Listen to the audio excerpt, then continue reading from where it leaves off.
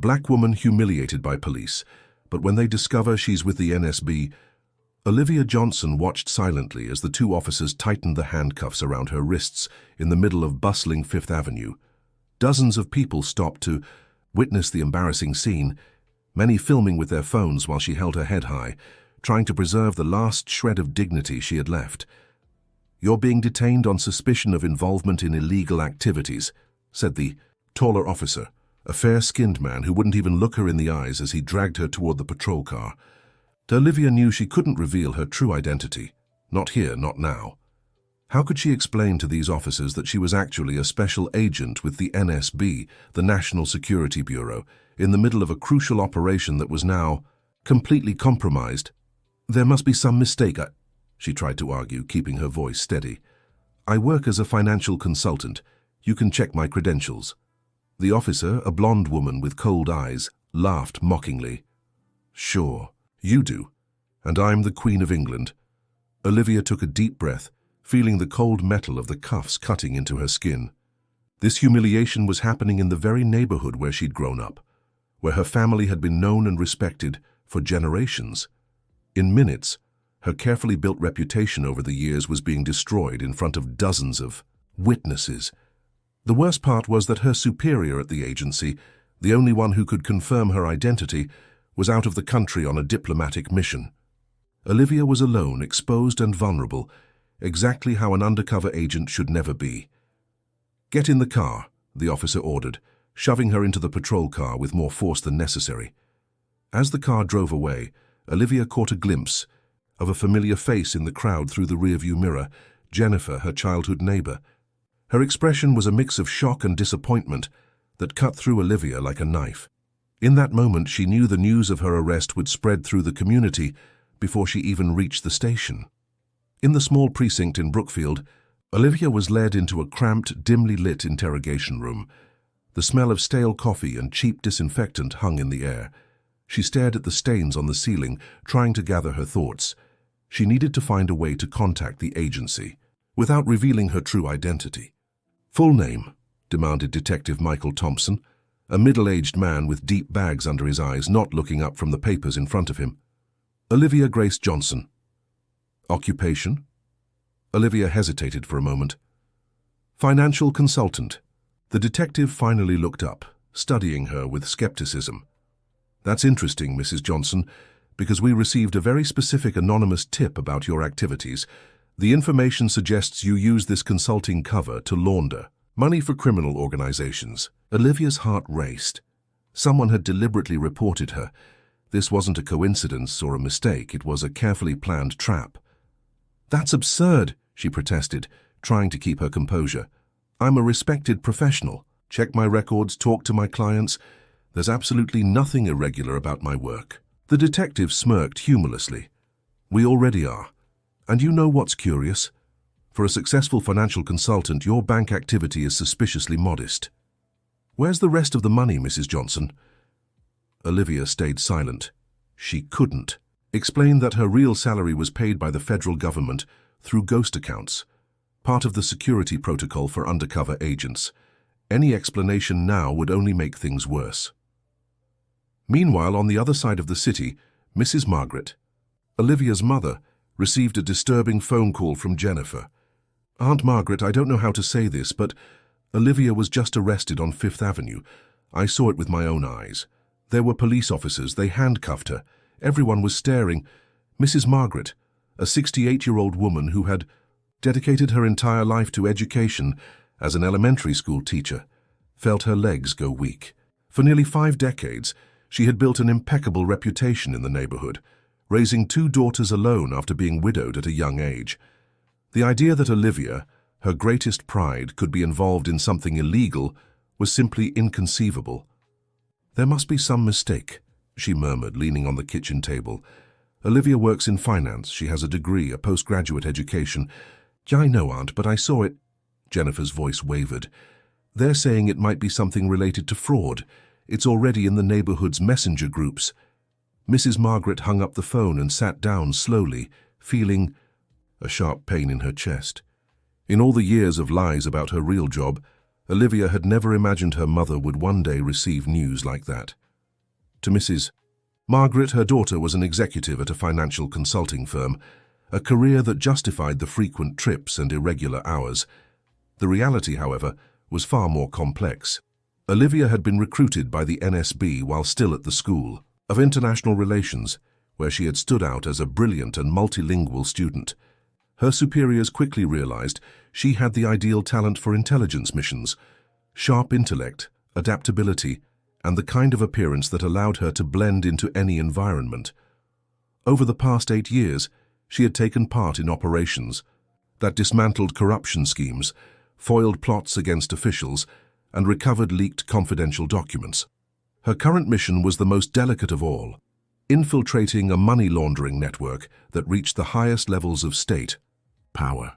After months of meticulous work, she was on the verge of obtaining definitive evidence against the prime suspect, businessman Richard Green, owner of an RGC construction company involved in overbilling public projects. Now, handcuffed in an interrogation room, she watched all that work crumble. Worse still, her cover was blown. The interrogation room door opened, and Olivia felt a chill as she recognized the person entering.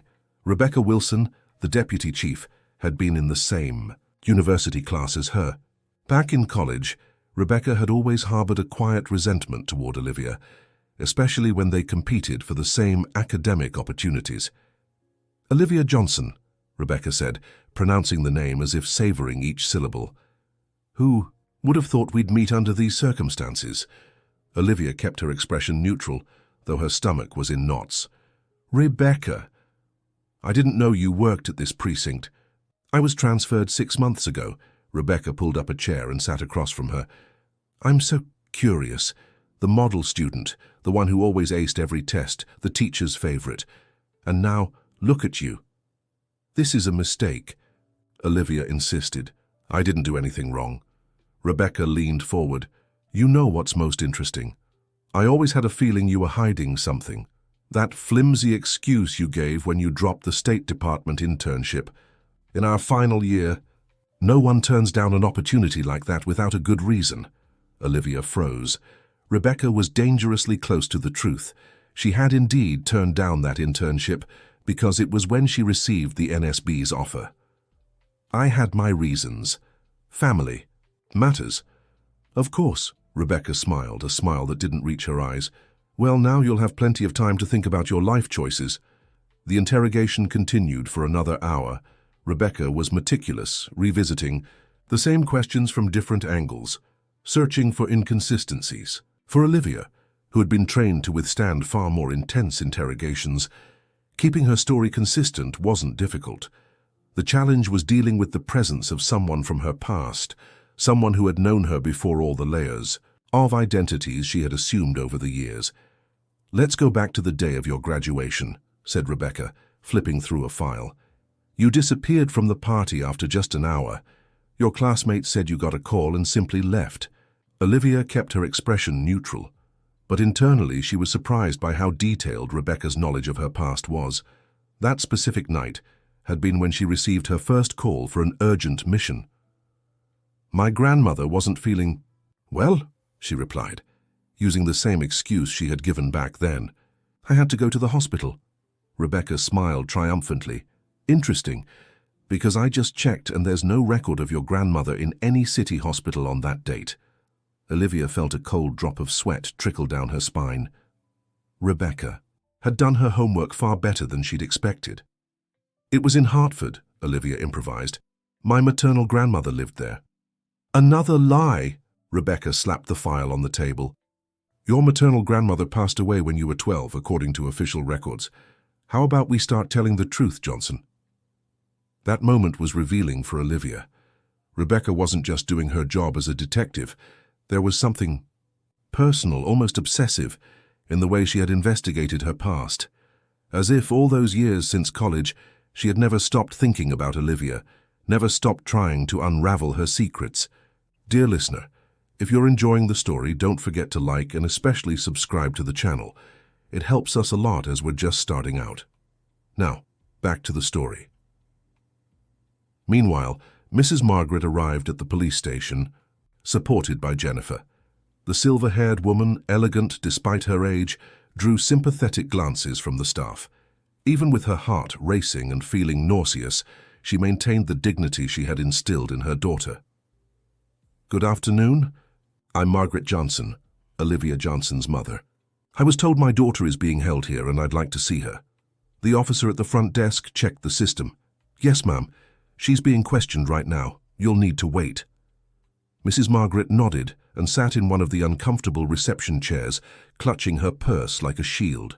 Around her, others waited, some with resigned expressions, others visibly distressed. She had never imagined she'd one day be there, waiting to see her daughter behind bars.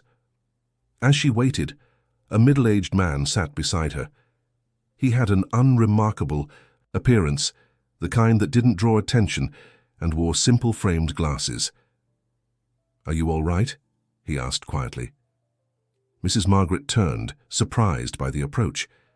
"I'm just waiting for information about my daughter," she replied cautiously. The man nodded, glancing discreetly around before speaking again. "My name is Richard Baker. I'm a colleague of Olivia's." Mrs. Margaret's eyes widened. "You work at the consulting firm?" Richard hesitated for a moment, choosing his words carefully. "We work for the same organization. I came as soon as I heard what happened. You shouldn't worry. Olivia is an exemplary professional, and I'm sure this will be cleared up quickly." There was something in the way he spoke, a restrained seriousness, that made Mrs. Margaret realize there was more to this story than she had imagined. "My daughter is in some kind of trouble, isn't she? Something beyond what they're saying?" Richard Baker kept his expression neutral. "Mrs. Johnson, trust me when I say your daughter is a person of the highest integrity, and we don't abandon our own." Before he could say more, the door leading to the interrogation rooms opened, and Rebecca appeared. "Mrs. Margaret Johnson, could you come with me, please?" Mrs. Margaret stood up, casting one last questioning look at Richard, who simply nodded, discreetly, as if to reassure her. Rebecca led Mrs. Margaret down a narrow hallway. "Your daughter is being accused of involvement in money laundering schemes, Mrs. Johnson. The evidence is quite damning." "That's impossible," Mrs. Margaret replied firmly. "I know my daughter. She wouldn't do something like this." Rebecca smiled condescendingly.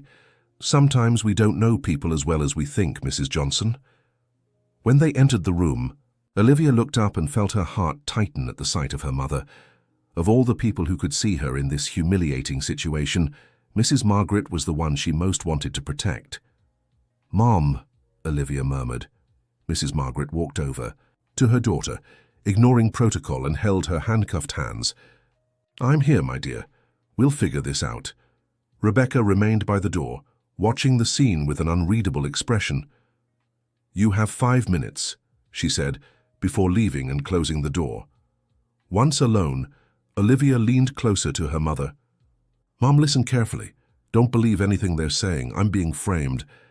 Mrs. Margaret studied her daughter's face, the same face she'd known since her first breath. "A man named Richard approached me in the lobby, said he works with you."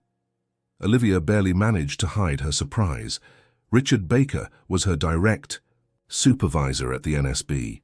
If he was here, it meant the agency was already aware of her situation. What else did he say? Not much, only that you're a person of integrity and that they don't abandon their own. What was he talking about, Olivia? Olivia hesitated. For 8 years, she had kept her mother away from the truth about her work. It was a protective measure. The less Mrs. Margaret knew, the safer she'd be. But now, circumstances had changed, drastically. "Mom, I can't explain everything right now, but I need you to trust me. I'm not a financial consultant. My work is different from what you think, and these accusations are false, created precisely because of my real job." Mrs. Margaret squeezed her daughter's hands. "Are you involved in something dangerous?" "I'm involved in something important," Olivia corrected, "and I need you to be strong.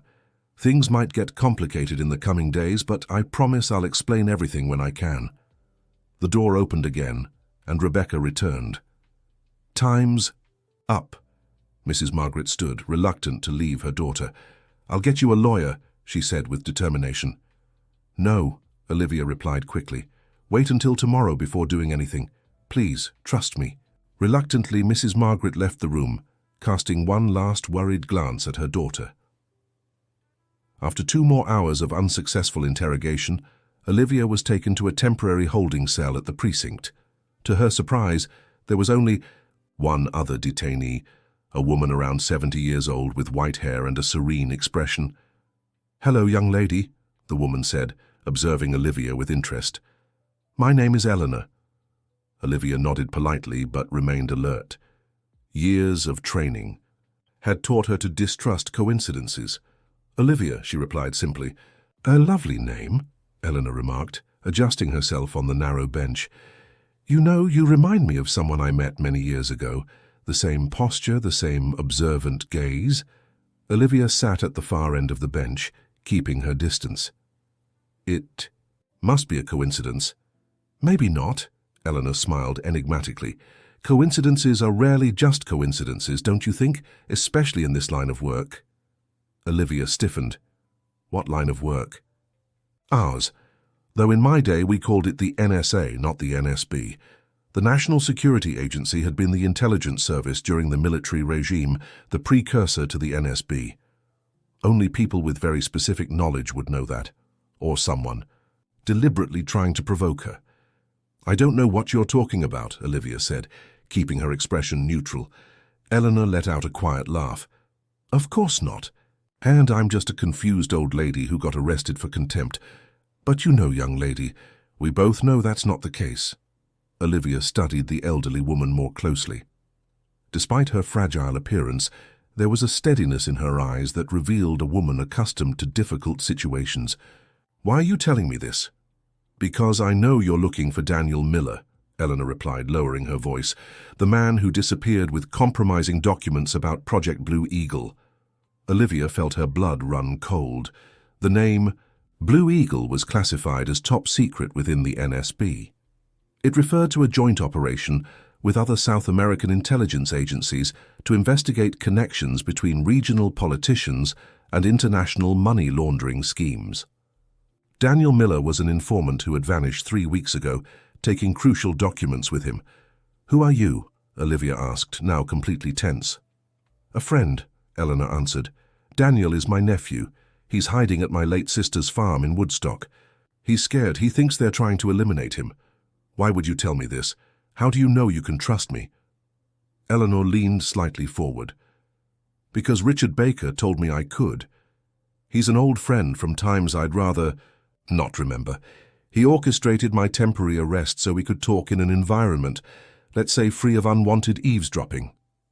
Olivia processed the information quickly. It was a risky move by her supervisor, but also brilliant. A police holding cell would be the last place anyone would expect a confidential exchange. "If what you're saying is true, I need to get out of here as soon as possible." "And you will," Eleanor confirmed. "In about 20 minutes, an officer will come to inform you there's insufficient evidence to hold you.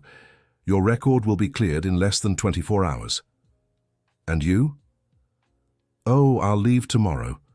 At this stage of life, a night in jail is almost a spiritual retreat. I've seen too much to be shaken by small inconveniences." Exactly as Eleanor had predicted, 20 minutes later, an officer appeared to inform Olivia she would be released due to lack of concrete evidence. However, when she retrieved her belongings, she noticed her phone had been tampered with. The confirmation came when she turned it on outside the station and found apps open that she hadn't been using before her arrest. Her phone had been searched, possibly cloned. Sensitive data could be compromised. To make matters worse, as she stepped outside, Olivia discovered a video of her arrest had gone viral on social media. Within hours, her image, carefully protected during years of undercover work, was exposed for anyone to see. Dear listener, if you're enjoying the story, don't forget to like and subscribe to the channel. It really helps us newcomers. Now, back to the story.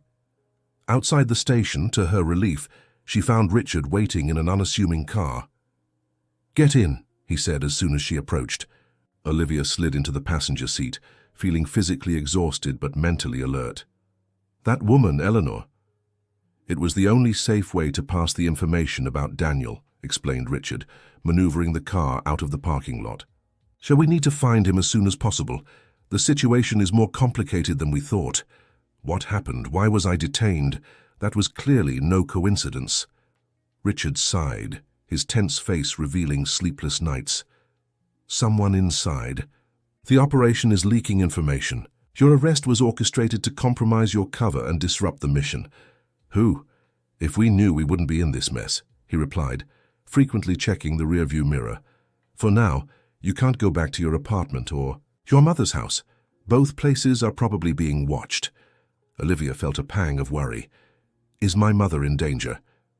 We've already taken care of it. An agent is discreetly positioned near her home, but it's crucial you stay away for now. Olivia nodded, processing the information. Where are we going now? A safe house in Midtown. You'll stay there until dawn, then head to Woodstock to meet Daniel. He trusts his aunt, so mentioning Eleanor should help make contact. Olivia looked out the window, watching the lights of the city she loved so much, feeling a mix of determination and apprehension. Her career, her reputation, and possibly her life were at stake, but now there was a path forward. During the drive, her mind inevitably returned to the moment of her arrest on Fifth Avenue. The public humiliation, the stares of passers-by, the handcuffs cutting into her wrists, all of it was etched into her memory with painful clarity. How naive I was, she thought. For years she'd believed her work at the NSB was protecting innocent people, when in reality she'd been manipulated like a pawn in a much larger game. The irony didn't escape her. The expert in detecting lies and deception had been so thoroughly fooled herself. What troubled her most, though, wasn't being used by Andrew. It was the price others were paying for her professional choices. Her mother, Richard, Daniel, all dragged into danger because of their connection to her. You're very quiet, Richard remarked, interrupting her thoughts. I'm thinking about how we got here, she replied. How something that started with such noble ideals could become so corrupted. That's the danger of power without transparency, Richard said. The NSB was created to protect the country, but the secrecy that necessarily surrounds our operations also creates the perfect environment for abuse. And we're all complicit in a way, Olivia reflected. We agreed to work in the shadows, to follow orders without question, all in the name of national security. Richard gave her a sympathetic look. Don't torture yourself, Olivia. You're doing the right thing now, and that's what matters. But as the car neared the safe house, Olivia couldn't stop thinking about all the operations she'd been part of over the years, all the times she'd accepted half-truths from her superiors, trusting they were on the right side of history. How much of that trust had been misplaced? How many other operations had been compromised by hidden agendas? At Mrs. Margaret's house, the television played a local news segment that repeatedly showed footage of Olivia's arrest.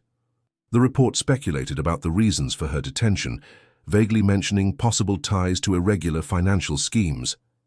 Sitting on the couch, the grey-haired woman felt devastated. In just one day, the impeccable reputation her family had, built in the community, was being tarnished by the most absurd rumors. Neighbors who had greeted her for decades now looked at her with a mix of curiosity and pity. The phone wouldn't stop ringing. Friends, acquaintances, former co-workers, all wanting to know what had really happened. Mrs. Margaret turned off the device, unable to handle more questions she had no answers for. That's when she heard a soft knock at the back door, which led to a small garden. Cautiously she approached. "Who is it?" she asked without opening. "Aunt Victoria, your second cousin from Chicago," replied a woman's voice. It was a code phrase Olivia had taught her mother years ago, just in case. At the time, Mrs. Margaret had thought it was one of her daughter's eccentricities. Now she was beginning to understand there was far more at stake than she'd imagined. When she opened the door, she found a young woman with an ordinary appearance whom she'd never seen before. "Mrs. Johnson, my name is Rachel. I'm a colleague of your daughter's. I need you to come with me now." "Where to?" asked Mrs. Margaret, still hesitant. "To a safe location. It's not wise for you to stay here tonight." "Why should I trust you?" Rachel handed her a small envelope. "Your daughter asked me to give you this." Inside the envelope was an old photo Mrs. Margaret recognized immediately. It showed Olivia at age 12 holding a math competition trophy. On the back was a handwritten note. "Mom, trust Rachel. Love." Your little genius. Little Genius was a nickname only the two of them knew, created when Olivia first showed exceptional academic promise as a child. I need to grab a few things, Mrs. Margaret said, convinced. Just the essentials, please. We don't have much time. 15 minutes later, Mrs. Margaret's home was left behind as she followed Rachel to an unknown destination, carrying only a small bag with clothes and medication, plus a photo album she would never leave behind.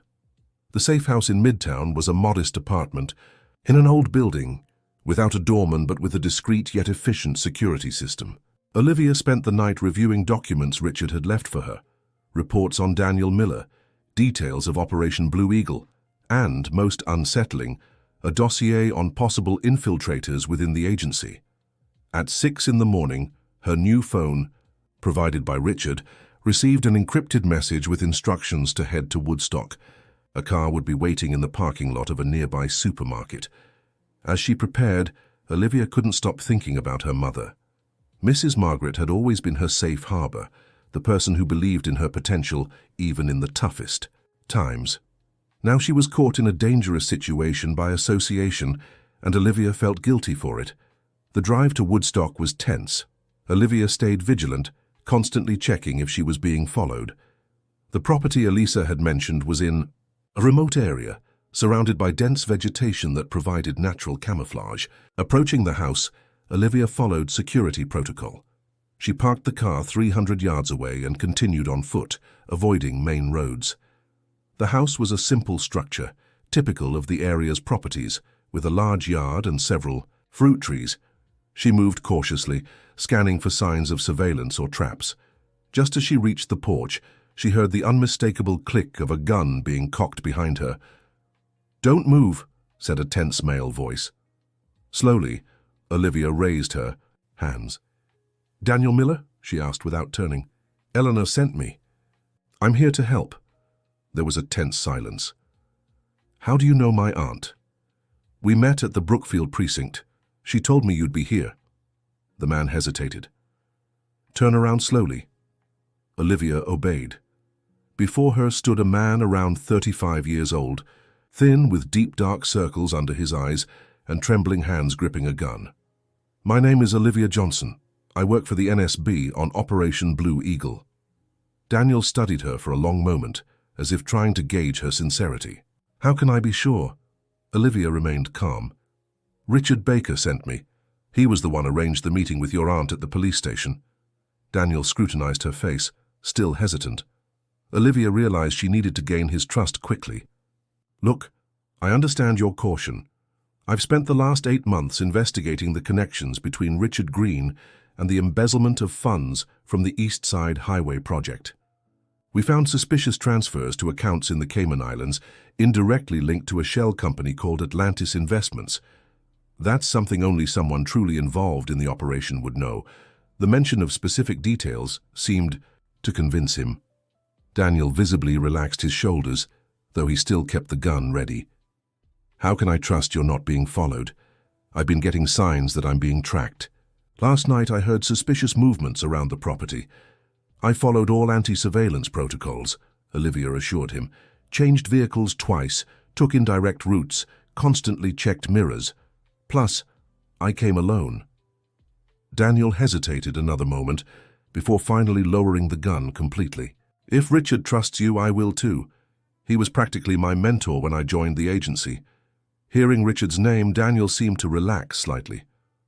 "Come in," he said, finally lowering the gun. Quickly, the inside of the house was simple and showed clear signs that Daniel had only been living there a short time. Maps were spread across a table, a laptop surrounded by stacks of documents, and instant food wrappers everywhere. "Do you have the documents?" Olivia asked, getting straight to the point. Daniel nodded, moving toward the table. "I have that and much more. I found something that goes far beyond what we initially imagined." He opened a file on his laptop, revealing a complex web of financial transactions. "The scheme is bigger and more sophisticated than we suspected. And there are people inside the NSB involved." Olivia felt a chill run down her spine. "Do you have names?" "I have one," Daniel replied. opening another file. "And you won't like who it is." On the screen appeared a photo that made Olivia's blood run cold. Andrew Silver, Deputy Director of Operations at the NSB and Richard Baker's direct superior. "That's impossible," she murmured. "Andrew has a spotless career. He mentored dozens of agents, including Richard. And that's exactly why he's been able to operate without raising suspicions for so long," Daniel explained. "Who would question the integrity of the man everyone admires?" Olivia studied the documents carefully. The records detailed multi-million-dollar transfers to offshore accounts, all indirectly connected to Andrew. The evidence was damning. "How did you find this?" "It was an accident, really," Daniel admitted. "I was investigating Richard Green's financial connections, as was my original assignment, but I noticed strange patterns in some transactions. When I followed the trail, I ended up finding links to accounts that, I later discovered, were controlled by Andrew." Olivia sat down, trying to process the revelation. "This explains why your life is in danger, and it probably explains my arrest too. Andrew must have found out you had this information and tried to stop us from reaching you." "Exactly," Daniel agreed. "And I think he's monitoring Richard too. Your supervisor could be in danger without even knowing it." Olivia's phone vibrated. It was an encrypted message from Richard. "Urgent situation. Meet me at Location Alpha at 3 p.m. Location Alpha was code for a small cafe in Chinatown, rarely used as an emergency meeting spot. "I need to go," said Olivia, showing the message to Daniel. "Richard wants to meet me." "It could be a trap," warned Daniel. "If Andrew is monitoring Richard's communication." "I have no choice," Olivia replied firmly. "I need to warn him about Andrew. He's in danger." "What about the documents?" Olivia thought quickly. "Make digital and physical copies. Hide them in different places. Trust no one except Richard and me. And be ready to move. If I don't return in 24 hours, leave here." Daniel nodded, handing her a flash drive. "Here's a copy of everything. Be careful, Olivia." Dear listener, if you're enjoying the story, don't forget to like and especially subscribe to the channel. It helps us a lot as we're just starting out. Now continuing. The Cherry Blossom Cafe in Chinatown was small and cozy, mostly frequented by students and professionals working in the area. Olivia arrived 30 minutes early, following standard protocol to ensure the location was safe. She chose a table at the back with a clear view of the entrance and close to a secondary exit. She ordered coffee and stayed alert, watching everyone who entered. By 2:55 p.m., Richard hadn't shown up. This was unusual. He was known for his military punctuality. At 3:10 p.m., Olivia began to feel the familiar sense that something was wrong. Then her phone buzzed with a new message. "Change of plans. Meet me in the parking lot of the mall 3 blocks away. Urgent." Olivia's instincts screamed warnings. Richard would never change a meeting spot last minute without using proper security codes. She decided not to respond and stayed put, pretending. Everything was normal while she weighed her next move. 10 minutes later, her phone buzzed again. "Olivia, where are you? I'm in the parking lot." Her suspicions were confirmed when, looking through the cafe window, she spotted a familiar face across the street. Matthew Peters, a junior agent who worked directly under Andrew Silver's orders. He was clearly searching for her, poorly disguising his surveillance. Olivia waited until he moved away and quickly slipped out the back door, blending into the bustling crowds of Chinatown. She needed to find out what had happened to Richard. Using counter-surveillance techniques, she took an indirect route to a cyber cafe where she could use a public computer. From there, she accessed a secure agency system with emergency credentials. What she found froze her heart. A preliminary report indicated Richard Baker had been in a car accident the night before. His condition was critical, and he was hospitalized at Memorial Hospital under police protection. The official narrative suggested a simple accident, but Olivia knew better. Richard was extremely cautious, especially during delicate operations. An accident at this moment was too convenient to be a coincidence. She needed an ally, someone she could trust. Her options were short and risky. After careful consideration, she made a decision she never thought she would: seek out Rebecca Wilson. The detective might hold a personal grudge against her, But Rebecca had a reputation for being incorruptible. More importantly, she had no connections to the NSB or Andrew Silver. Finding Rebecca wasn't hard. After her shift at the precinct, she usually went to a gym in Brookfield, about a 20-minute walk from where Olivia was. Positioning herself discreetly near the gym's exit, Olivia waited. At 5:45 p.m., Rebecca left, wearing workout clothes and carrying a gym bag. She looked tired but alert. Olivia approached cautiously. "Rebecca." The detective turned abruptly, surprise giving way to suspicion on her face. "What do you want? You should be far away from here after what happened." "I need your help," Olivia said, getting straight to the point. "And in return I can offer something that will interest your career greatly." Rebecca let out a dry laugh. "What could someone like you possibly offer me?" "The truth about who I really am, and the chance to dismantle a corruption scheme that reaches the highest levels of the state government." Rebecca's expression shifted subtly. Despite their rivalry, she was, above all, a cop committed to justice. 5 minutes. That's all you get." They walked to a small nearby park where they could talk without being easily observed. "I'm not a financial consultant," Olivia began. "I've worked for the NSB for 8 years. My arrest yesterday was orchestrated by people inside the agency to compromise a critical operation." Rebecca studied her skeptically. "Prove it." Olivia handed her the flash drive she'd received from Daniel. "This contains documents proving a money laundering scheme involving state and federal politicians, powerful businessmen, and, most alarmingly, corrupt agents within the NSB itself." "Why come to me with this?" Rebecca asked, not taking the flash drive. "Because despite our differences, I know you're honest, and because we've both suffered for being women in male-dominated environments where our competence is constantly questioned." The words struck Rebecca, who fell silent for a moment. "Even if I believe you, what exactly are you asking for?" "Protection for now. My supervisor, the only person in the agency I fully trusted, had an accident I believe was an attempt to silence him. I need a safe place to analyze this information and decide our next steps. And after, we work together to expose those responsible. You'll get exclusive credit for the police operation. Your career will take off." Rebecca finally took the flash drive, turning it between her fingers as she considered the offer. "If this is true, why not take it to your superiors at the NSB?" "Because one of them is the prime suspect," Olivia replied, holding the detective's gaze, "and he likely has other accomplices we haven't identified yet." After a long moment, Rebecca nodded. "My apartment is small, but it has a guest room. No one knows where I live except my mother. You can stay there for 2 days, Max. If I don't find concrete evidence on this flash drive by then, our deal is off." "Fair enough," Olivia agreed, feeling a slight relief for the first time in 2 days. Rebecca's apartment was exactly as Olivia would have imagined, organized, functional, and practically undecorated. The guest room had only a single bed and a small desk. "I don't get many visitors," Rebecca remarked, noticing Olivia's glance. "I'll check this flash drive on my personal computer."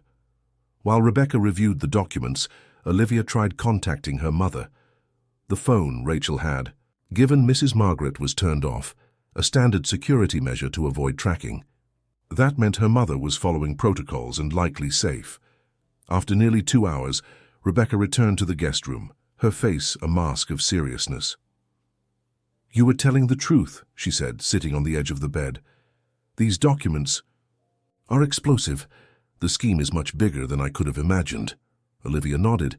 "Now you understand why I'm in danger." "Yes, but there's something else that worries me."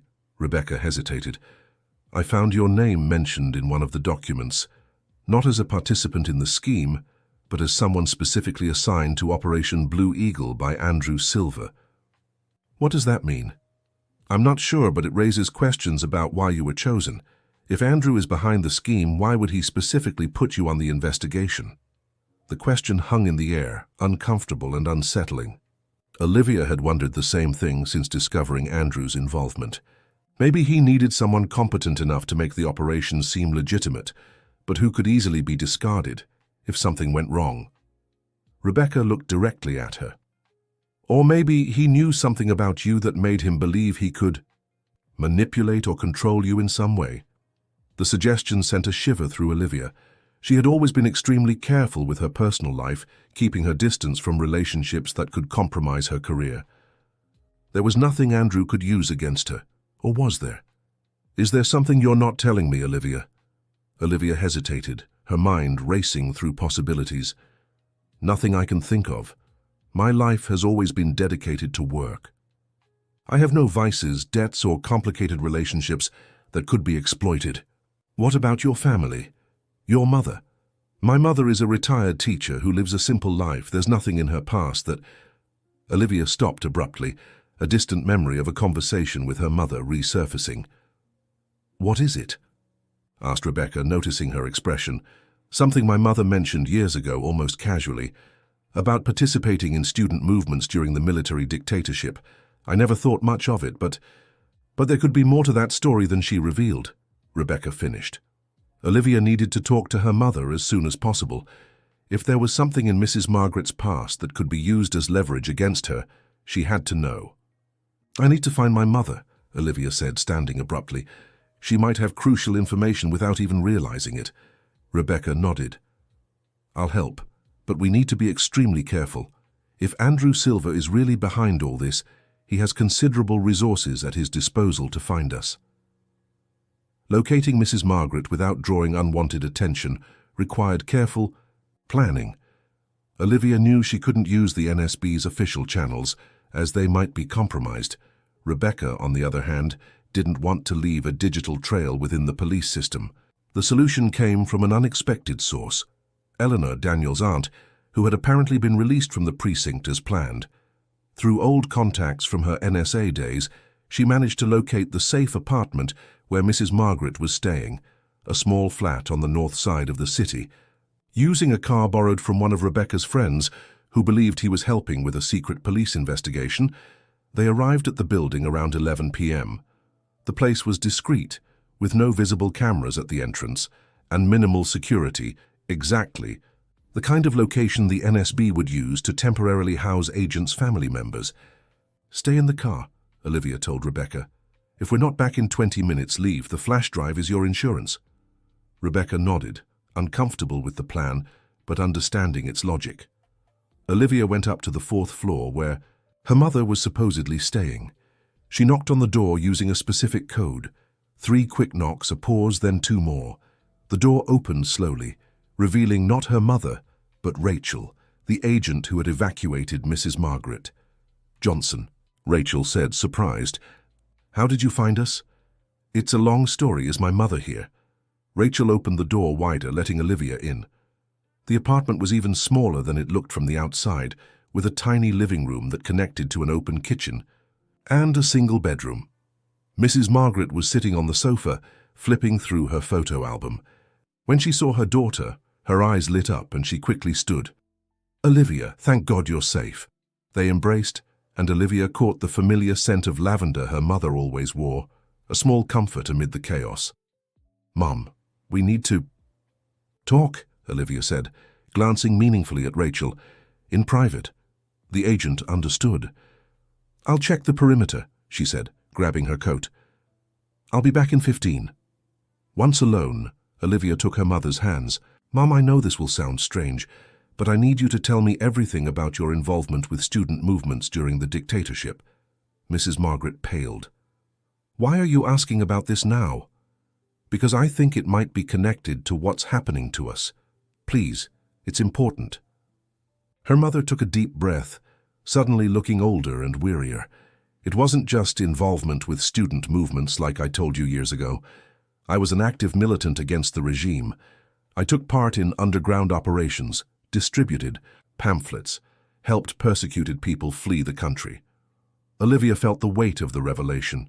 She had always seen her mother as a dedicated teacher, a quiet woman who valued stability and safety. The idea of her as a revolutionary risking her life for her ideals was hard to reconcile. Why did you never tell me? To protect you, Mrs. Margaret answered, squeezing her daughter's hands. Those were dangerous times, Olivia. I did. Things that still haunt me, saw things I'd rather forget. When it was all over, I swore I'd leave that life behind and focus on raising you in a safe, stable home. But could someone know about this? Someone in power today?" Mrs. Margaret hesitated, and Olivia sensed she had struck a nerve. "There was one person," her mother began, her voice low. "A man named Augustus Green. We were close back then, part of the same resistance cells. But he was captured and ended up collaborating with the regime. Many of our comrades were arrested because of the information he gave." Olivia felt a chill at the surname. "Green? Was he related to Richard Green from RGC Construction?"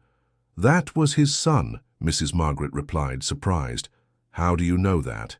The pieces were falling into place. Richard Green, the businessman Olivia was investigating, was the son of a military regime informant who had betrayed her mother's group. And Andrew Silver somehow knew this connection and had used it to draw Olivia into the investigation. "Mom, are there any documents from that time? Anything proving Augustus Green's role as an informant?" Mrs. Margaret looked down at the photo album in her lap. "For years, I carried only one piece of proof. A document Augustus signed. When he began collaborating with the regime, I got it through a contact inside the system. I kept it as insurance in case he ever tried to harm me." She opened the album, carefully peeling back the false bottom of one page. From it, she pulled out a yellowed envelope. "I never thought I'd need to use this, but I always knew the past has a way of catching up, no matter how hard we try, to outrun it." Olivia took the envelope gently, aware she was holding not just a piece of history, but potentially the key to the entire conspiracy. "Can I take this?" Mrs. Margaret nodded. "I always wanted to protect you, my dear, but maybe now it's your turn to protect me." Olivia hugged her mother, feeling the weight of responsibility and a new understanding of the woman who had raised her. "I promise I'll fix this, Mom. And when it's all over, we need to have a long talk about all the truths we've hidden from each other." Mrs. Margaret smiled sadly. "I think we both have stories to tell." Back in the car, Olivia showed the envelope to Rebecca. "This document might be the missing link. Augustus Green, father of Richard Green, was an informant during the military regime. He betrayed my mother and other members of resistance groups." Rebecca studied the document carefully. "This explains why Andrew specifically assigned you to investigate Richard Green. He knew about the historical connection between your mother and Richard's father." "Exactly. He probably hoped that if things went wrong, he could spin a narrative that my investigation was driven by personal revenge, discrediting any evidence I found." "Or worse," Rebecca added, handing back the document.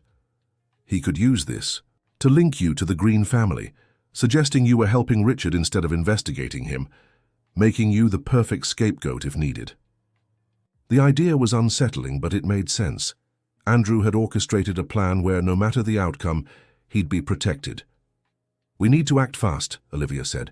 "Richard is still in the hospital, and Daniel remains hidden in Woodstock. If Andrew finds out we have this information, it's not just the two of us against him anymore," Rebecca interrupted. "I have some trusted contacts at the Federal Bureau of Investigation who can help. With the flash drive and this document, we have enough evidence to start an official investigation." Olivia hesitated. "We have to be extremely careful. Andrew has connections at every level of government. If he catches wind of any official moves, he could disappear before we get him." "Then we'll do it unofficially first," Rebecca suggested. "We gather all the evidence we can, build a solid case, and only then present it to the proper authorities, all at once, leaving no time for a reaction." Back at Rebecca's apartment, they spread all their evidence across the living room table, creating an investigative board. Daniel had provided dozens of documents, from bank statements to records of secret meetings. Mrs. Margaret's historical document linked Andrew to the dark past of the military regime. The photos clearly showed meetings between Andrew and Richard, Green in discreet locations. "It's amazing how he managed to operate for so long without raising suspicion," Rebecca remarked, analyzing the patterns in the financial transactions. "The system he built is almost perfect." "Almost," Olivia emphasized. "Andrew made the classic mistake of high-level corrupt officials. He believed so much in his own intelligence and power that he got careless." Rebecca picked up. one of the photos, showing Andrew smiling next to Richard Green on a luxury yacht. How much do you think he's amassed over all these years? From the numbers we've seen, at least 30 million, Olivia estimated. Probably much more in untraceable assets.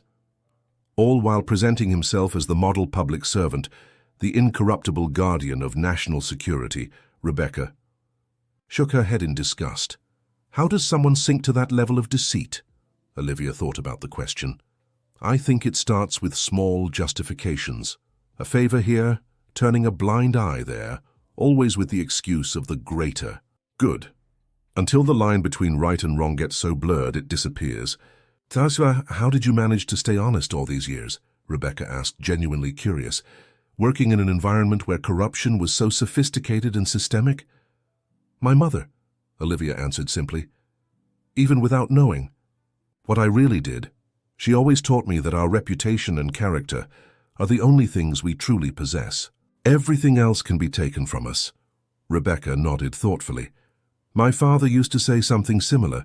He was an old-school cop, one of those who wouldn't even accept a cup of coffee while on duty to avoid creating obligations. That small exchange revealed to both of them that, despite their different paths and old rivalry, they shared fundamental values that now united them in a common cause. It was a risky plan, but also the safest given the circumstances.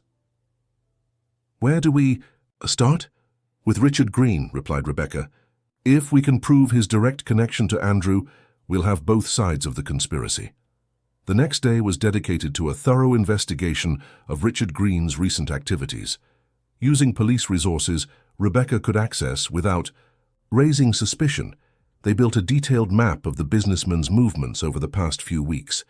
The pattern that emerged was revealing.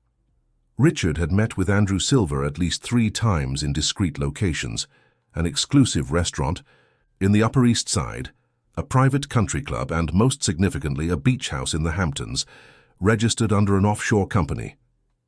We need concrete evidence of these meetings, Rebecca said, studying the map they had created. Something more substantial than just location records. Just then, Olivia's secure phone rang. It was an unknown number. Johnson, she answered, cautiously. Olivia, it's Daniel. I have something you need to see immediately. What happened? I was reviewing the older files I recovered and found photographs.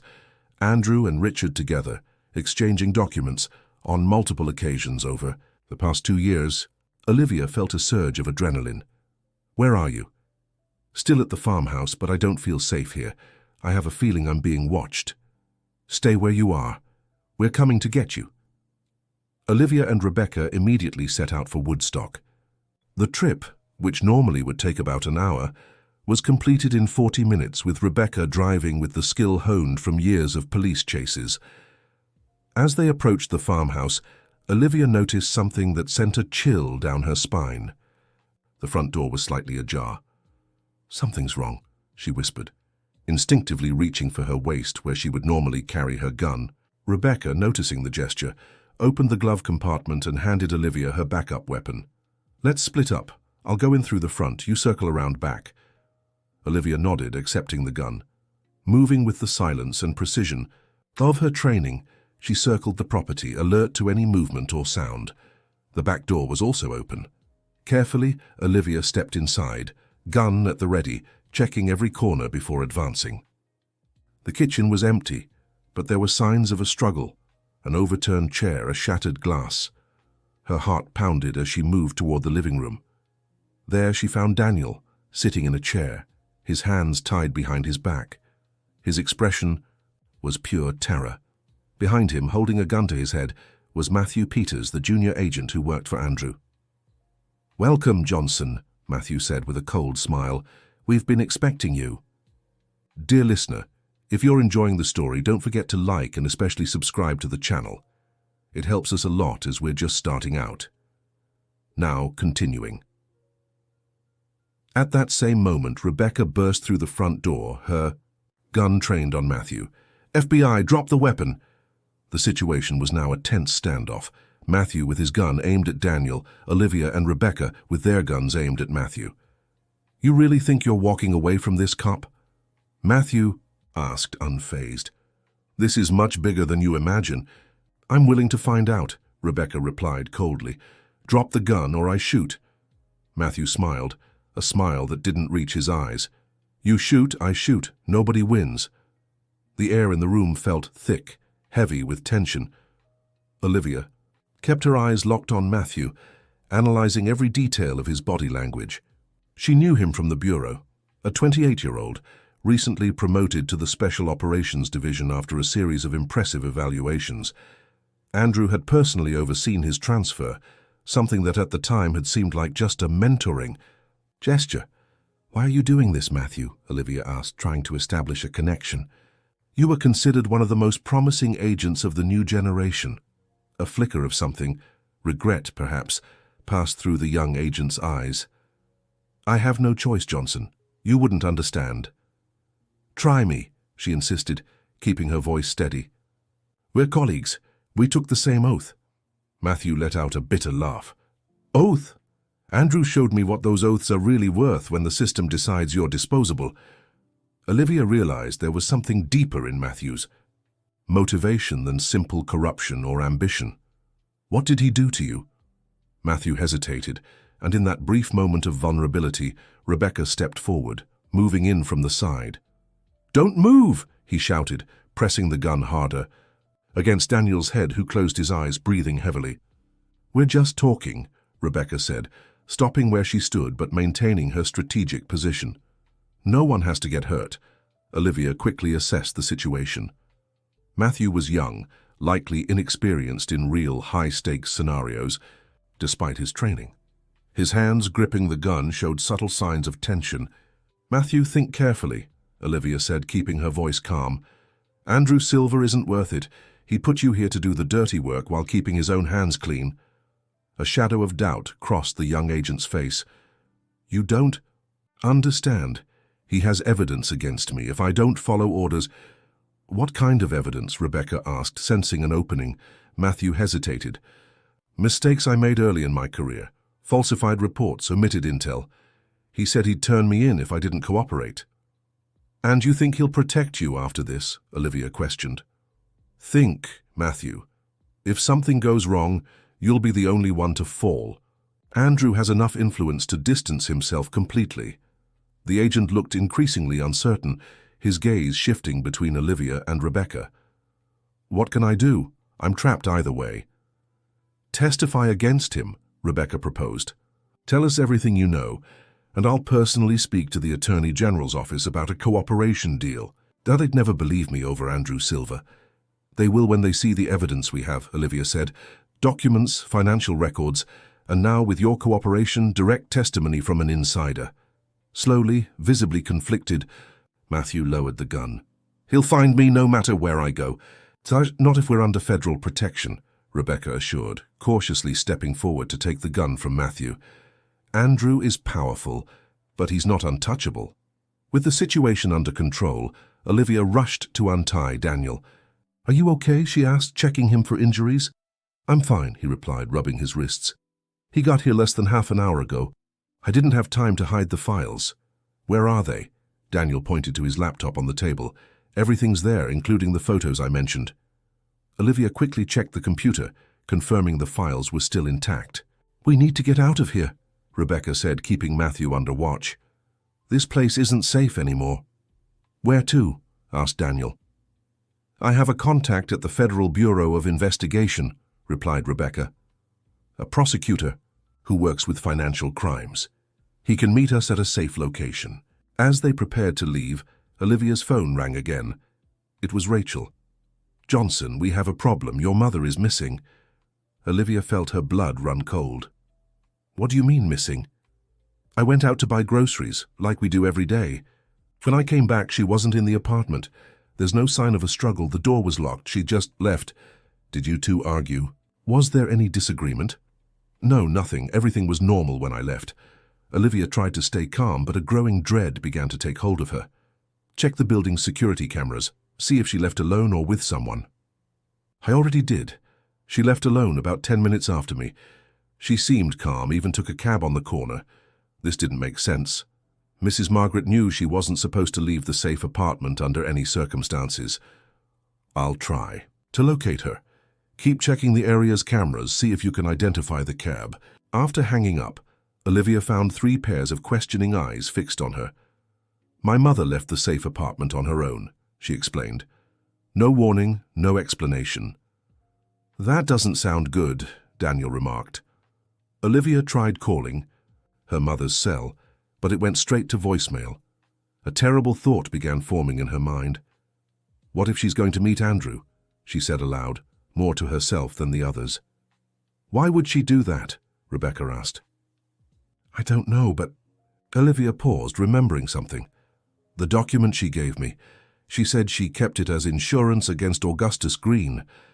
What if she's trying to use the same kind of insurance against Andrew? That would be extremely dangerous," Rebecca warned. "Exactly why we need to find her as soon as possible," Olivia said, already heading for the door. "Daniel, come with us. Matthew, you too. We can't leave you here." The drive back to New York City was tense, with Olivia repeatedly trying to reach her mother or anyone who might know her whereabouts. Then she remembered Jennifer, her childhood neighbor. "Jennifer, it's me, Olivia. Have you seen my mother today?" "Olivia? My God, where are you?" "Everyone's talking about your arrest, and that doesn't matter now. My mother, have you seen her?" There was a pause. "Yes, she stopped by about 2 hours ago. She seemed agitated, said she needed to settle something once and for all, something about clearing the family's name. I even made her that calming tea she likes, but she barely touched it." "Did she say where she was going?" "Not exactly, but she mentioned something about a cafe downtown, a place where she used to meet friends back in her college days. I thought it was strange, you know. Your mother never talks about that time." Olivia hung up, her mind racing to identify the place. Her mother had mentioned many years ago a cafe near Union Square where students gathered to discuss politics in the 70s. "I think I know where she might be," Olivia said. "Forest Cafe near Union Square. It was a meeting spot for leftist activists during the dictatorship." Rebecca immediately changed direction, heading downtown. The Forest Cafe was an old establishment that had stood the test of time, retaining much of its original 70s decor. When they arrived, the place was moderately busy, with a mix of students and professionals enjoying the late afternoon. Olivia scanned the room, desperately searching for her mother. Then she saw her, seated at a table in the back, accompanied by a well-dressed man in his 60s with an air of authority, Andrew Silver.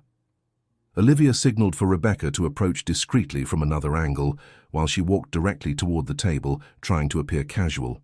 As she got closer, she could catch fragments of the conversation. "I never imagined after all these years you'd still have that document," said Andrew, his tone surprisingly respectful. "Some things are too valuable to throw away," replied Mrs. Margaret, her voice steady despite the situation, "especially when they serve as protection." "And what exactly are you proposing, Margaret?" "Something very simple. You leave my daughter alone and I won't reveal your involvement in the SOD interrogations." Olivia froze. SOD was the infamous Special Operations Division, a military unit responsible for countless acts of torture and disappearances during the dictatorship. Andrew Silver had been a torturer, and her mother had proof. At that moment, Mrs. Margaret spotted Olivia. Her face registered surprise, then alarm. Andrew noticed the shift in expression and turned. His eyes meeting Olivia's. "Agent Johnson," he said, his tone perfectly controlled. "What a pleasant coincidence." "This is no coincidence," Olivia replied, stopping beside the table. "And you know it." Andrew smiled, a smile that didn't reach his cold eyes. "Your mother and I were having a very interesting conversation about the past. A past that apparently connects us in ways you never imagined." "I know exactly what you are," Olivia said, controlling her anger. "And I know what you're doing with Richard Green." Andrew's expression shifted slightly, a brief flicker of worry quickly replaced by his mask of calm. "I think you're confused, Johnson. Recent events must have been stressful." "I'm not confused. I have proof, Andrew. Documents, financial records, and now..." She discreetly gestured to where Rebecca had positioned herself with Matthew. Witnesses, willing to cooperate. Andrew looked in the direction she indicated, spotting Rebecca and his own junior agent. For the first time, his composure seemed genuinely shaken. "What do you want?" he asked, his tone now harder. "Justice," Olivia replied simply. "For everything you've done, both in the past and now. You don't understand the complexities of national security, Johnson. Sometimes tough decisions must be made for the greater good. Don't insult my intelligence by trying to justify corruption and torture as the greater good." Mrs. Margaret, who had been silently watching the exchange, finally spoke. "You orchestrated my daughter's arrest, didn't you? To humiliate her publicly, destroy her credibility." Andrew didn't answer directly, but his gaze confirmed the accusation. "Your daughter was getting too close to dangerous information. I merely redirected her attention." Mrs. Margaret leaned forward, her eyes burning with an intensity Olivia rarely saw. "You know what amazes me most about men like you, Andrew? The consistency. You haven't changed at all since those days in SOD. The same arrogance, the same belief that you're above the rules that apply to everyone else." Andrew visibly stiffened. The direct mention of his past as a torturer clearly affected him. "You don't know what you're talking about, ma'am." "I know perfectly well," Mrs. Margaret replied with a calm that contrasted with the rising tension at the table. "I was there, remember? Not on the same side as you, obviously. I was Mary to my comrades. You probably knew me as Prisoner 241. The revelation hit Olivia like a punch to the gut. Her mother hadn't just been part of student movements. She had been imprisoned and possibly tortured during the military regime. And Andrew could have been one of her torturers. "Mom." "So," began Olivia, unsure of what to say. Mrs. Margaret continued, her gaze fixed on Andrew, whose face had lost all colour. "I never forgot your face, you know. Even with time, even with the wrinkles and grey hair. The eyes are the same. Cold, calculating, incapable of true empathy. You're confusing people." Andrew tried, but his voice betrayed him, trembling slightly. "I'm not. I have an excellent memory, especially for traumatic moments. The scar on your right hand, for example. You got it when one of the interrogated managed to grab a pen and strike you before being restrained. I remember it well because I was in the cell next door and heard your cries of pain." Andrew involuntarily covered the small scar on his right hand, a gesture that confirmed the accuracy of Mrs. Margaret's memory. "And Richard?" asked Olivia. "Was his accident also a redirection?" A faint smile touched Andrew's lips. Richard was always a naive idealist. He believed he could change the system from within. People like that eventually become inconvenient. The veiled admission of the attempt on Richard's life made Olivia's blood boil, but she kept her composure. Rebecca had already positioned herself strategically, blocking any escape route. "It's over, Andrew," said Olivia. "Here and now." The man looked around, weighing his options. The cafe was full of witnesses, and Rebecca was clearly ready to act if he made any sudden moves. "Do you really think you can take me down?" he asked, his voice low and dangerous. "I have connections you can't even imagine. Powerful people who rely on my services. One phone call and all of this disappears." That's when Mrs. Margaret placed a small recorder on the table. "Not this time, Andrew," she said with remarkable calm. "Every word of this conversation is being recorded. Your admissions, your threats, everything." Andrew's face paled. "You wouldn't dare." "I already have," replied Mrs. Margaret, "and copies have already been sent to trusted people, with instructions to release them if anything happens. To me or my daughter." Andrew glanced around the cafe, assessing his options one last time. His eyes briefly met Olivia's. "Do you know why I chose you for Operation Blue Eagle?" he asked with a sad smile. "It wasn't just because of your connection to your mother. It was because you were too good, Johnson. Idealistic, incorruptible. If anyone uncovered irregularities in the operation, your presence would lend credibility to the narrative that it was a legitimate investigation. So you used me as a shield," Olivia concluded. "I prefer to think I appreciated your skills. You're an excellent agent, Johnson. You just chose the wrong side." "No," Olivia corrected. You chose the wrong side. The NSB was created to protect the United States, not to enrich a privileged few at the expense of the people. A flicker of something resembling regret passed through Andrew's eyes, so quickly it might have been imagined. You're too young to understand how the world really works, he said, lowering his voice. Power is never where people think it is. Institutions are just facades for interests that have existed in the shadows for generations. Spare. Just your cheap villain philosophy, interrupted Rebecca, who had moved closer during the exchange. She discreetly flashed her badge. Andrew Silver, you're under arrest for suspicion of corruption, obstruction of justice, and attempted murder. Surprisingly, Andrew didn't resist. Perhaps he realized he was at last cornered. Or maybe he was already calculating his next moves, trusting his connections to escape once more. As Rebecca handcuffed him, Olivia embraced her mother. "Why did you do this?" she asked, her voice choked. "You could have put yourself in extreme danger."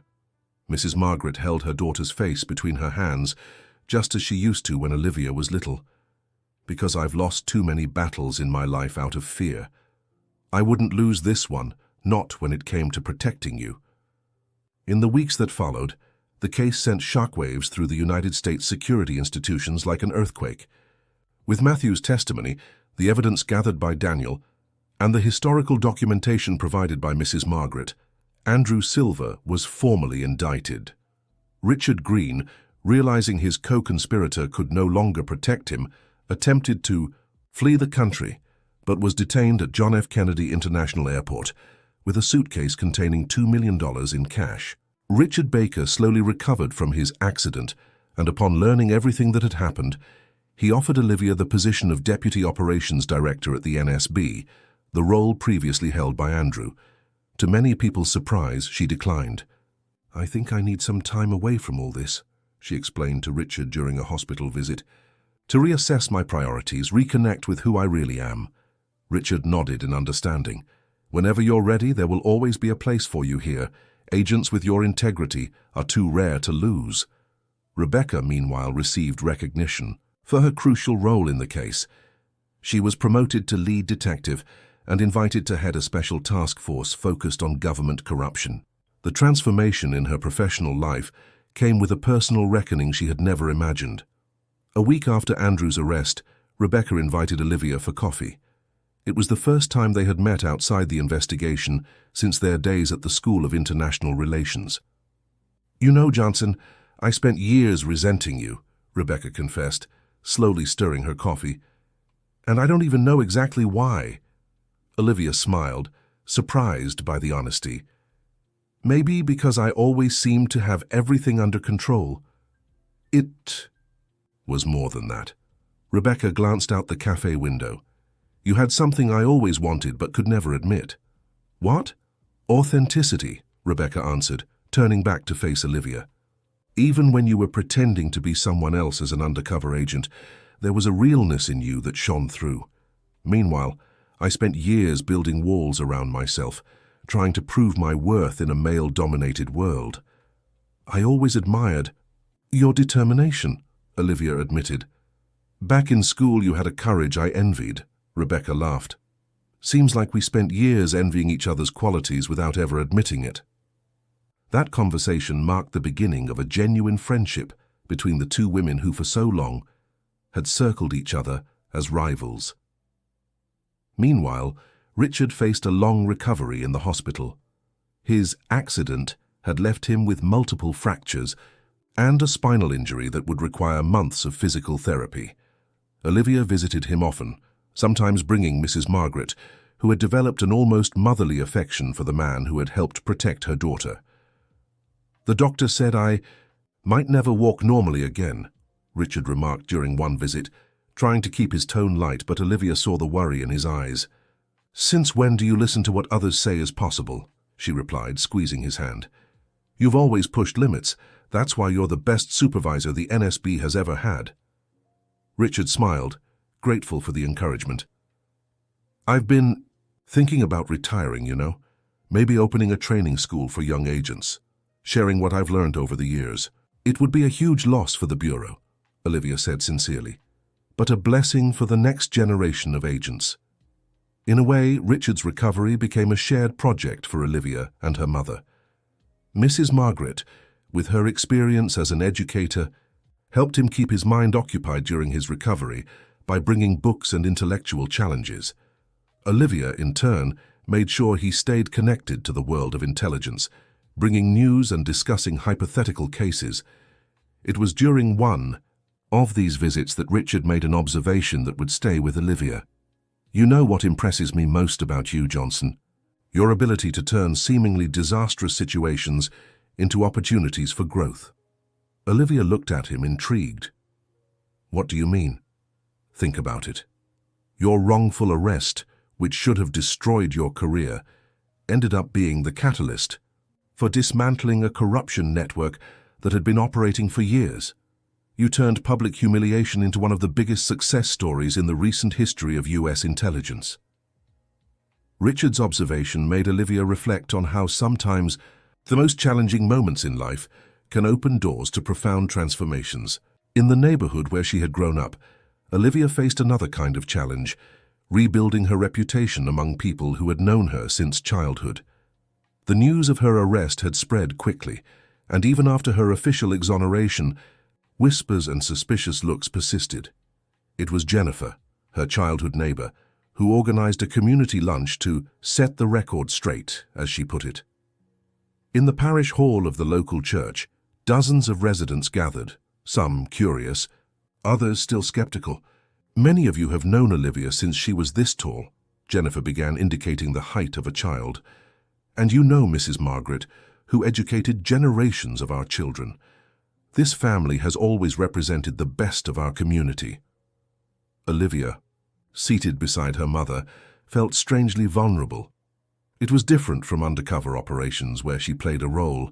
Here she was completely exposed as herself. "What happened recently," Jennifer continued, "was an injustice that could happen to any of us. And instead of spreading rumors, we should come together to support those who have always stood by us in difficult times."